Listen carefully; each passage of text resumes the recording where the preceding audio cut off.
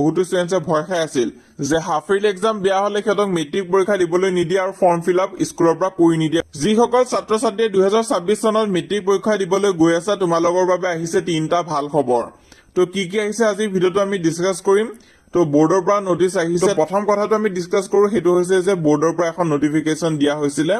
তো কি কোৱা হৈছে নটিফিকেশনখন, এই নটিফিকেশনখনতে কোৱা হৈছিলে যে বেংক একাউণ্ট থাকিব লাগিব। তো বহুতো ষ্টুডেন্টে কমেন্ট কৰিছিল যে বেংক একাউণ্ট সিহঁতৰ নাই আৰু এতিয়া ইমান সোনকালে কেনেকৈ ক্ৰিয়েট কৰিব। তো এইটো কাৰণে ডেটটো পিছুৱাই দিয়া হৈছে। এই নটিছখন হয়তো তোমালোকে পাইছা।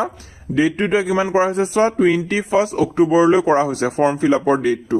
আৰু বহুতো ষ্টুডেন্টছৰ বেংক একাউণ্ট নাই নিজৰ নামত। তো তোমালোকৰ যদি নিজৰ নামত বেংক একাউণ্ট নাই তেনেহলে ক্ৰিয়েট কৰি ল'বা বেংক একাউণ্ট, কাৰণ এনেও পিছত লাগিবই।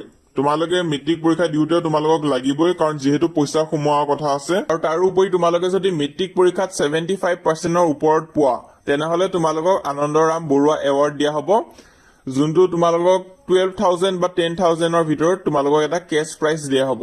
এই নটিছখনত অকল কোৱা হৈছে যে তোমালোকৰ বেংক একাউণ্ট থাকিব লাগিব। তো তোমালোকে নিজৰ বেংক একাউণ্ট ক্ৰিয়েট কৰিব চেষ্টা কৰিবা। যদিহে বেংক একাউণ্ট নাই তো স্কুলৰ পৰা খুজিব পাৰে। তাৰপিছত নেক্সট কথাটো হৈছে যে বহুতো ষ্টুডেন্টছে ভয় খাই আছিল যে হাফ ইয়াৰলি এক্সাম বেয়া হলে কি হ'ব। এটা কথা হয় যে তোমালোকৰ হাফ ইয়াৰলি মাৰ্কছটো কিন্তু সেবালৈ পঠাব লাগিব। ফাৰ্ষ্ট ইউনিট টেষ্টৰ মাৰ্কছটো পঠাইছিলে। তো সেবা মাৰ্কছ এন্ট্ৰি পৰ্টেলত তোমালোকৰ মাৰ্কছখিনি এণ্টাৰ কৰি থাকিব লাগে।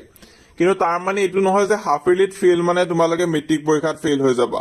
তো তেনেধৰণৰ কোনো কথা নাই। ফেইল হলে কি হ'ব, ফেইল হলে একো নহয়।